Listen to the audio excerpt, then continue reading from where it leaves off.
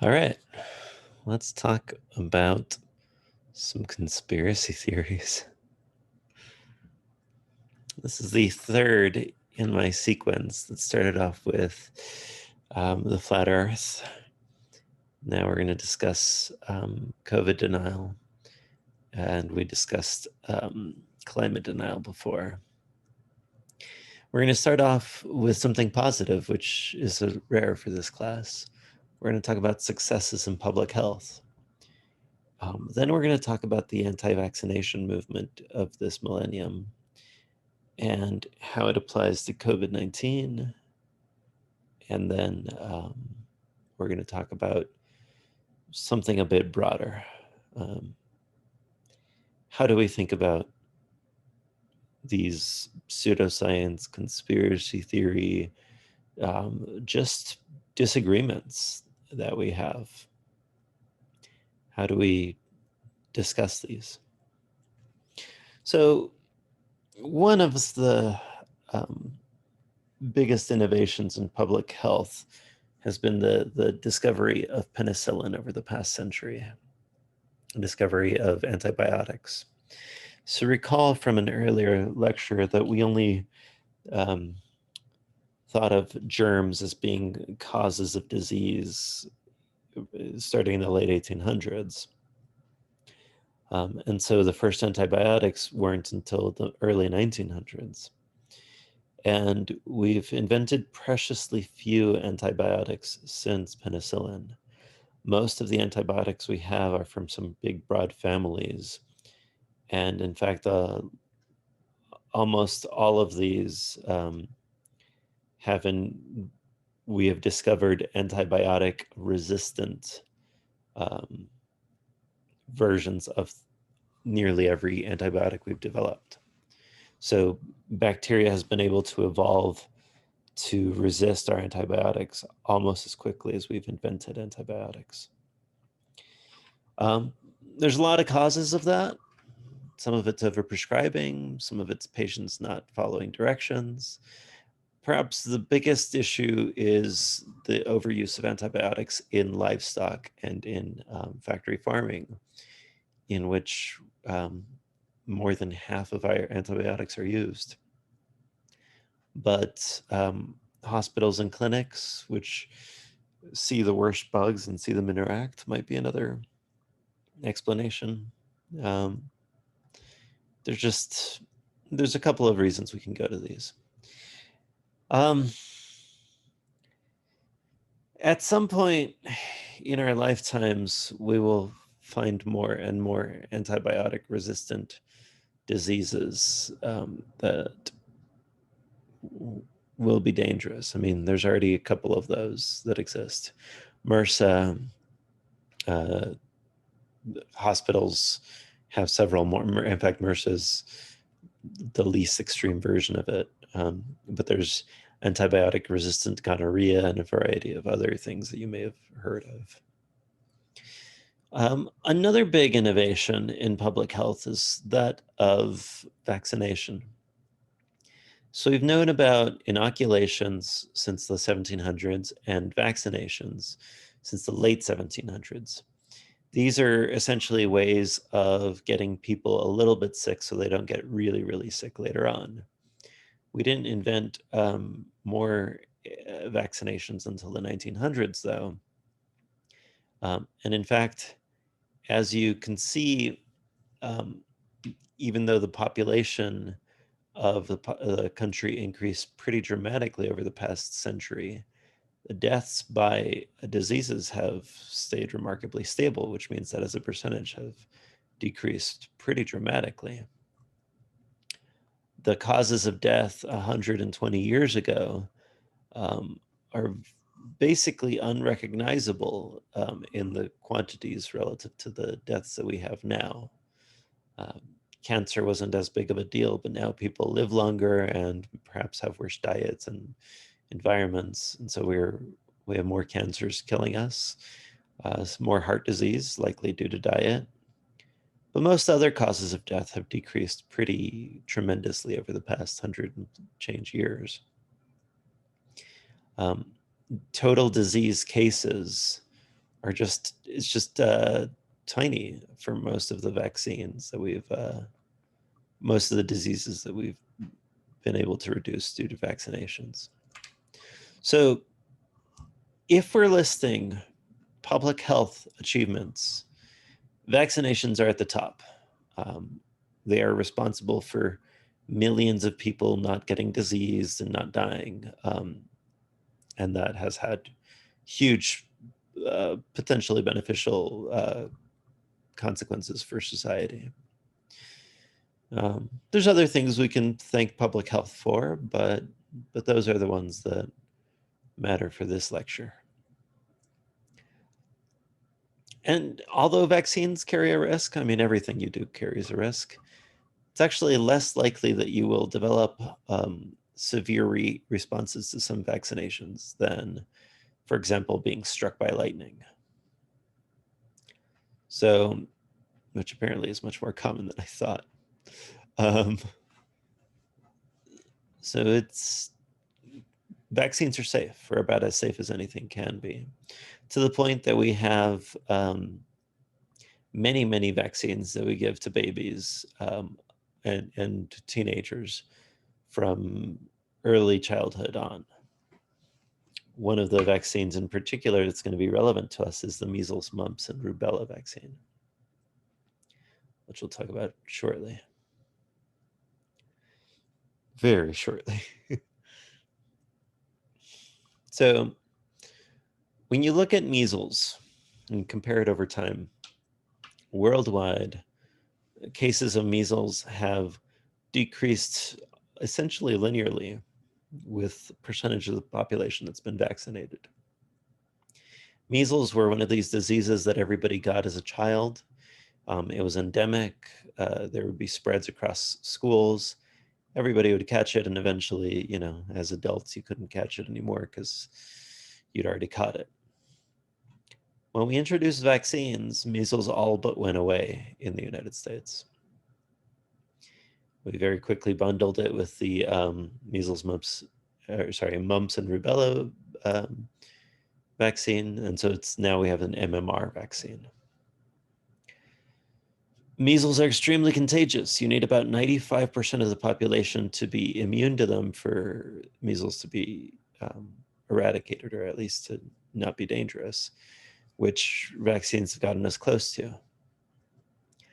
But in the late 90s, there was an article published in the Lancet, which is a predominant medical journal, in which Andrew Wakefield and some colleagues purported to study the measles, mumps, and rubella vaccination. And they argued that it had some correlations with diseases that we call autism. The suggestion was that measles the MMR vaccine triggered autism. So maybe I should explain what autism is. It's a developmental disorder that was first diagnosed nearly a century ago. And it's been very poorly understood in that entire time. I think before it was diagnosed, we would have lumped autistic people into a variety of categories, some of which could be treated pretty extremely in our society, to put it nicely.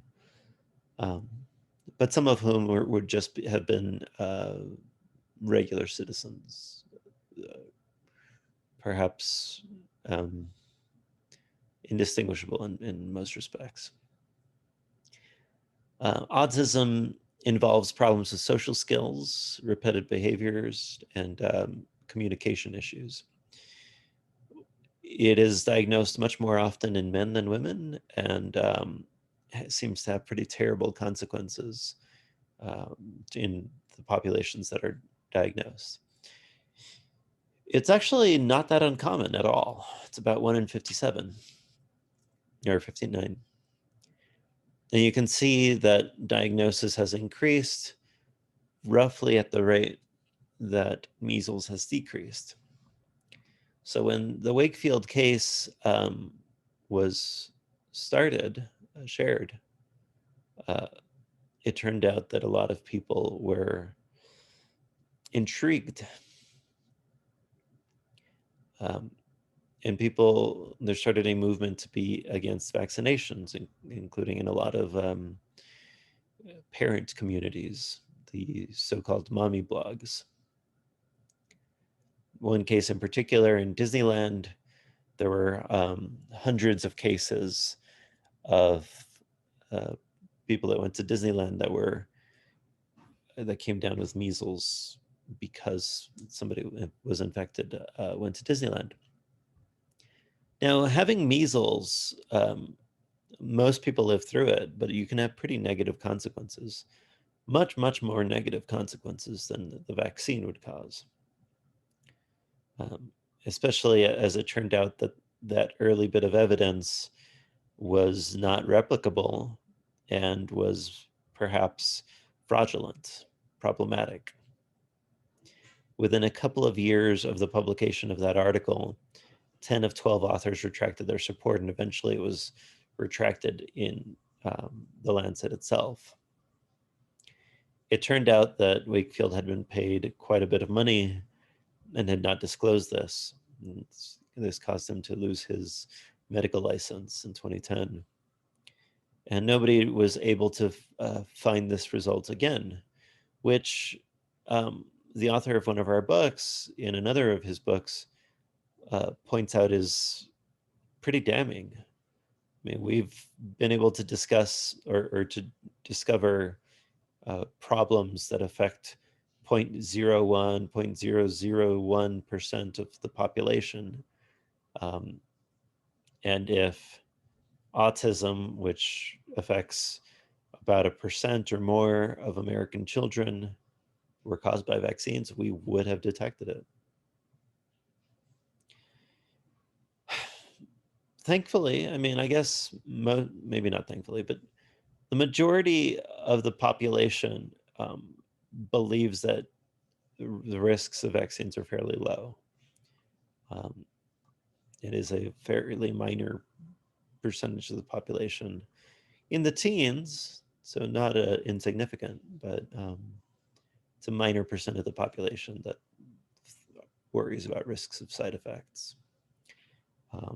And there's a religious, an educational, racial, and income component to this, and generational as well.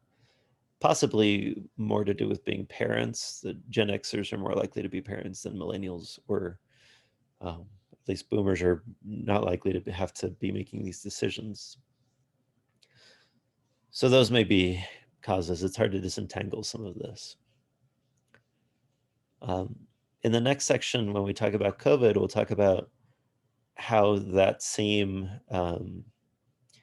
degree of distrust of vaccines spreads to populations presently with respect to the COVID virus. Of course it does, right? Of course, there's going to be a partisan, perhaps a gender, a racial, and an educational gap between people that say that they'd be willing to take vaccines if they were shown to be safe and effective, and the people that don't trust the scientists, pharmaceutical companies, governments, whomever,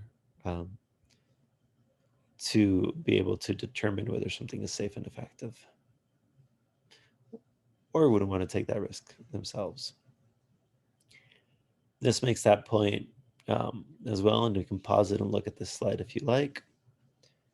The point is, there is a bit of an age, education,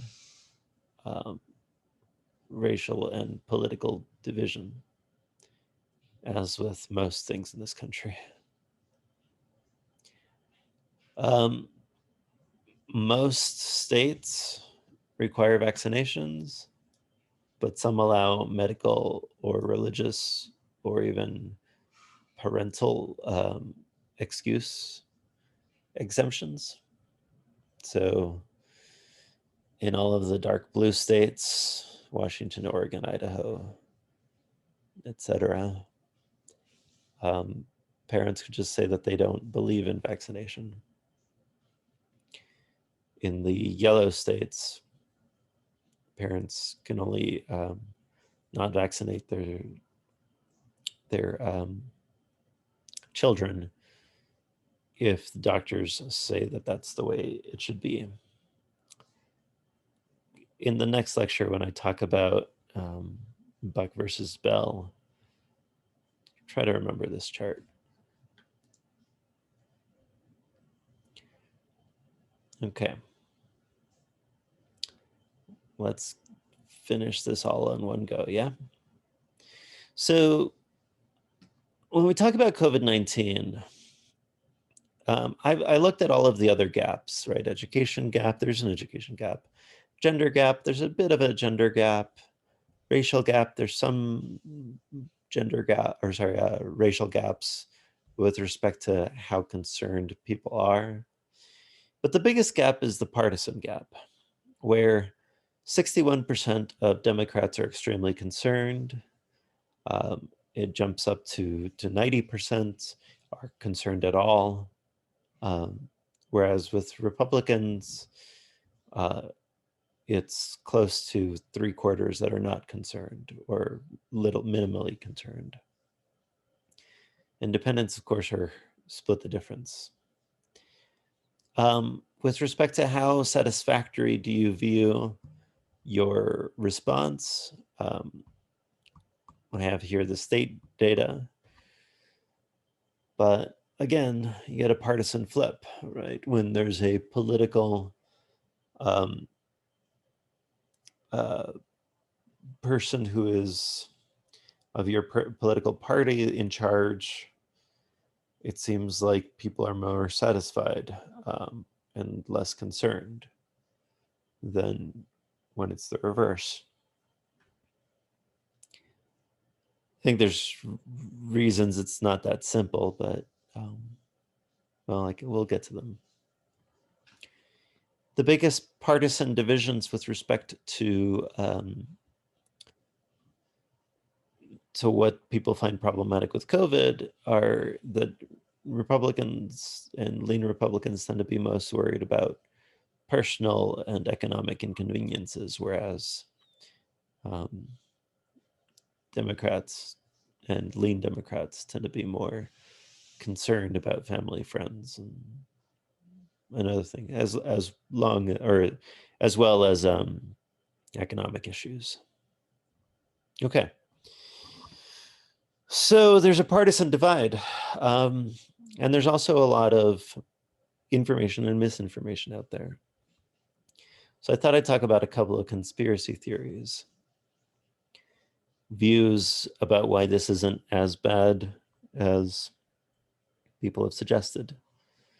So I've talked about it throughout all of the other lectures, but here let's zoom in on this. Right, so one claim is that the reason we have more cases in this country is because there's increases in testing, which was probably true in April, May, and June. Maybe not as true as people wanted it to be, but possibly true. If it had continued to be true, what we would see is a tinier and tinier percentage of the population being testing positive relative to the number of tests. In fact, we see the opposite of that after around late June, early July. Another is that deaths are just marked as COVIDs, or maybe cases are marked as COVID cases when they really aren't. We are undermarking the flu and overmarking COVID. That might be a plausible view were it not for the fact that the rate of hospitalization, or worse, the rate of death, is notably and noticeably higher in all of the countries that had worse responses to COVID. I mean, I guess you could say that maybe solar flares jacked it up as well or something. But the most plausible explanation is that COVID is the cause of these deaths. And they are excess from what we would have expected without COVID. And then there's a bunch more, right? That the 5G network of cell phones has secretly caused COVID because it turns out the places that have them have more COVID cases. That's true. They're also more populous. People have argued that the lower your viral load is, the less sick you are, under the assumption that if you're exposed to just a couple of particles, you'll be better.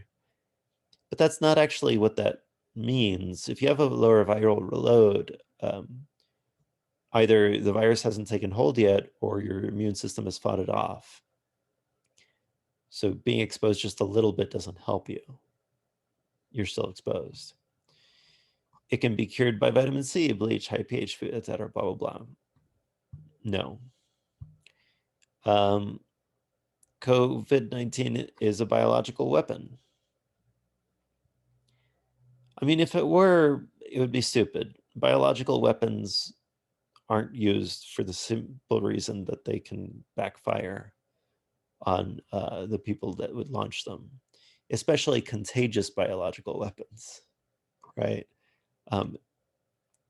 It's not just the death rate, it's not just the contagion rate. These can mutate. We talked about that before. Biological weapons are stupid for really basic reasons. Evolution is cleverer than generals are. All right, and the virus is just the flu. Well, I mean, we've talked about that a lot. It's worse in most respects. And in fact, the reason it's as bad as it is because each person doesn't think of it as that bad.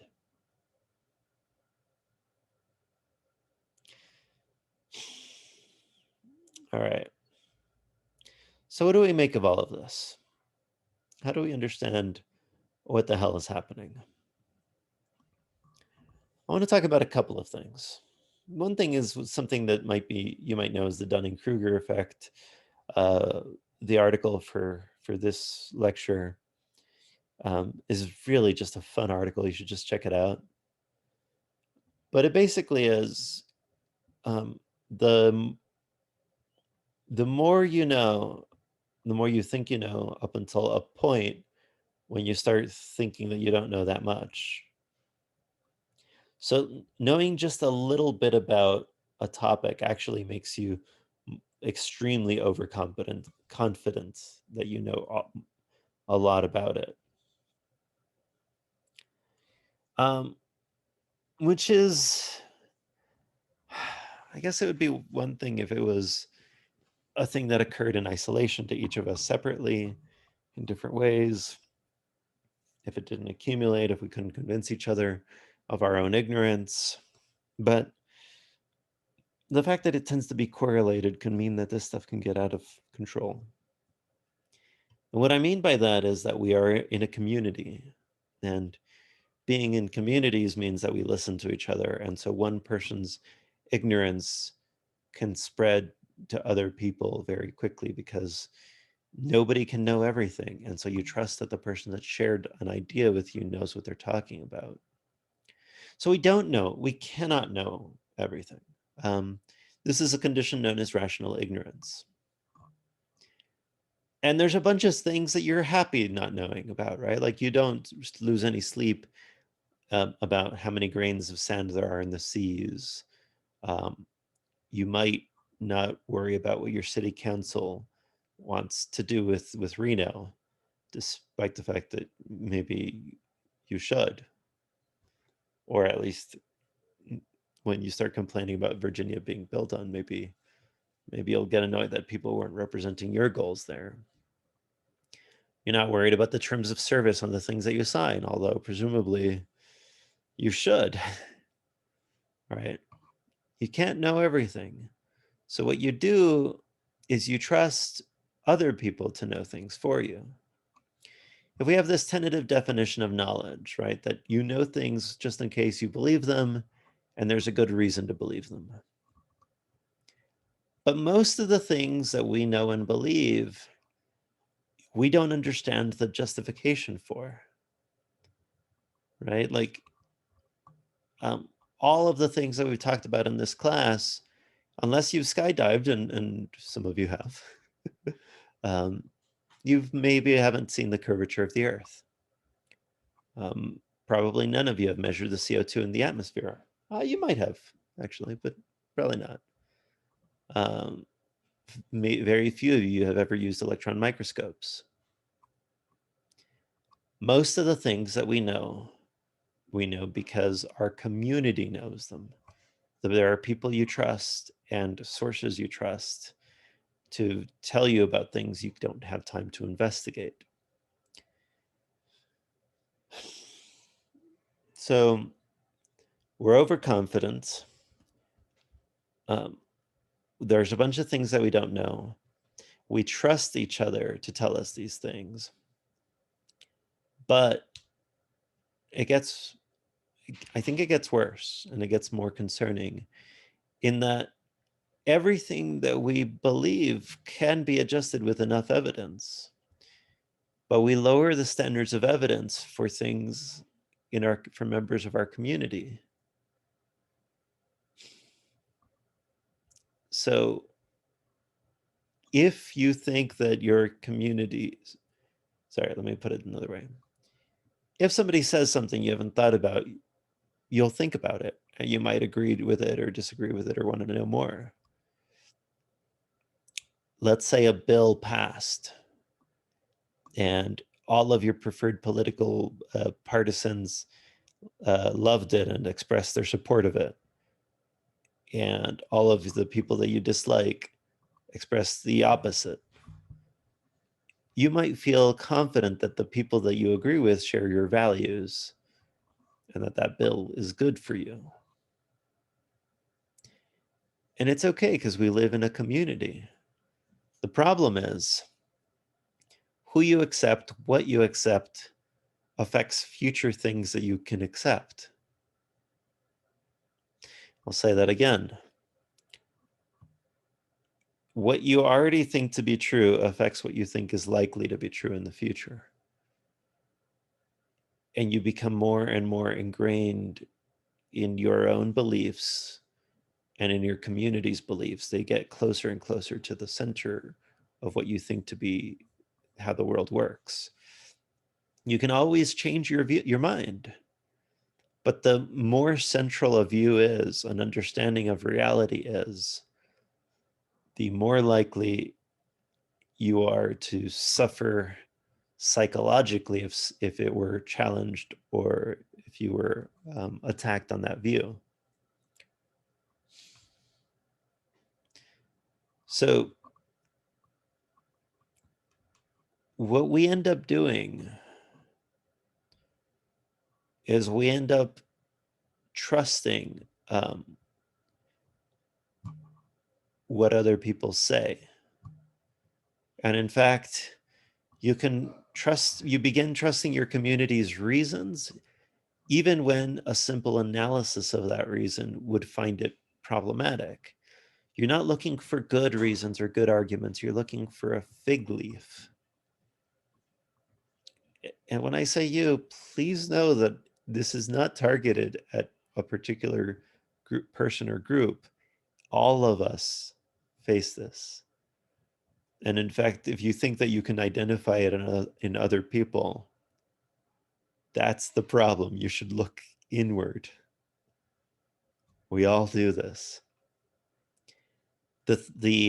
Our values influence not just the people that we trust, but perhaps the beliefs themselves. If it gets too dangerous to change a belief, you just presume that there's an explanation you don't know or don't care about, or that the people that are attacking it are using it as a cudgel. So this view, this tribal epistemology being the study of knowledge, we formed tribes, essentially. These communities that share facts, values, narratives, and goals. And because we're more story-oriented, if you want to click around in my YouTube channel, there's a lecture about moral psychology and behavioral economics in one of my other classes that gets into this detail. that we think more like lawyers, not scientists.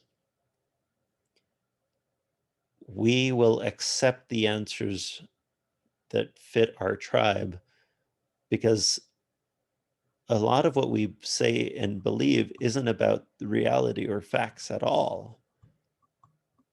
It's about group identity, group membership.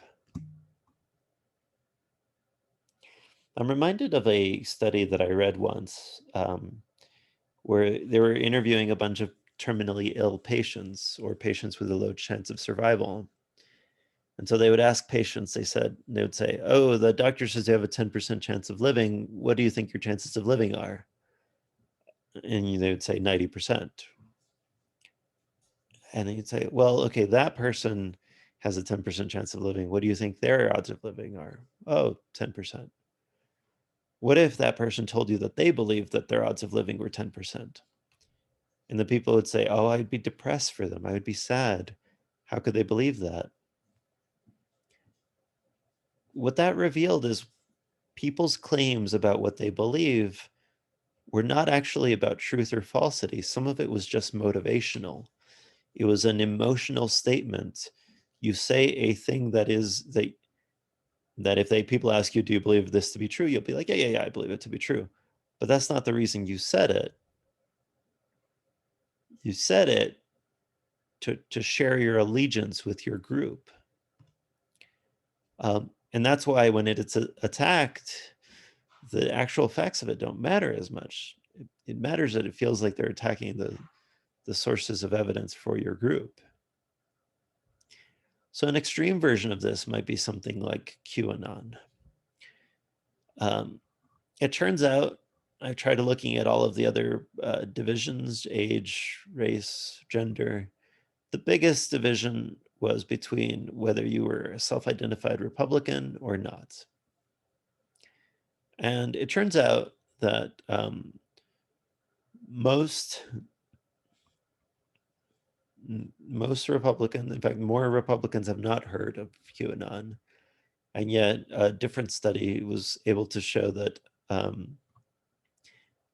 the majority of Republicans accept some allegations from the QAnon conspiracy theory, even the ones that have never heard of the group.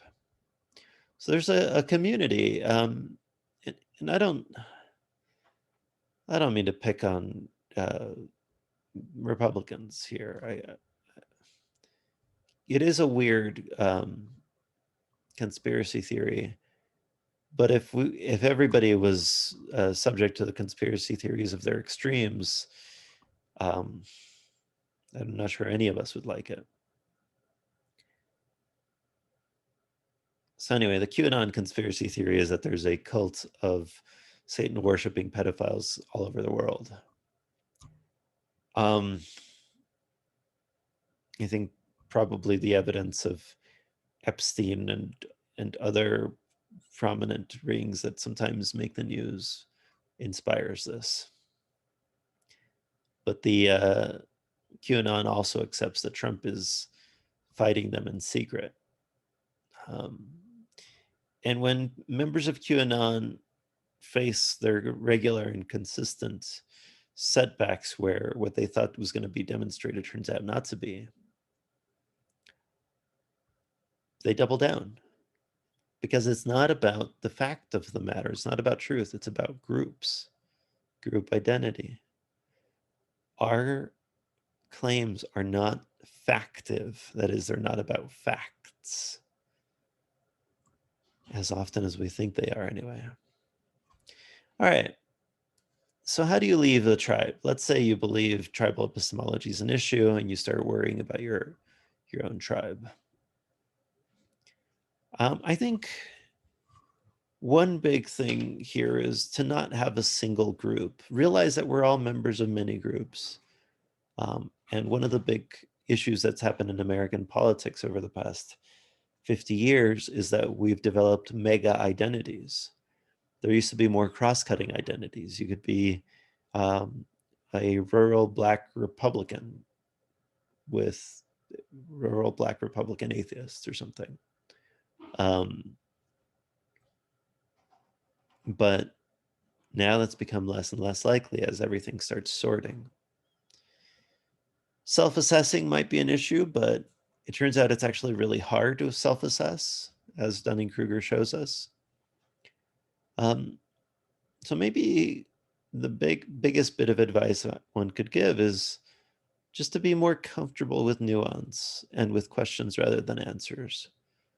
And not questions that imply a deep Kabbalah conspiracy. Like nobody's ever explained why vaccinations start with the letter V or whatever. um,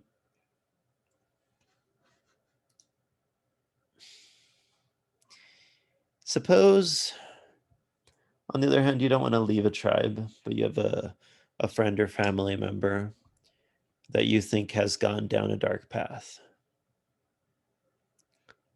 I think a very similar first step is to remind people that our mega identities are more cross-cutting than we think they are. That we have other groups that we're a part of rather than the group, the pyramid scheme or the conspiracy pseudoscience group that we think we're a part of. Be open, be give love rather than criticism. People do not like being attacked. And questions, not answers. Being an interlocutor, focus on the questions. Get a good question rather than thinking that you know all of the answers. The last lesson here is you never win an argument on the day that you have it. I feel like I've learned this the hard way. All right. So that was that.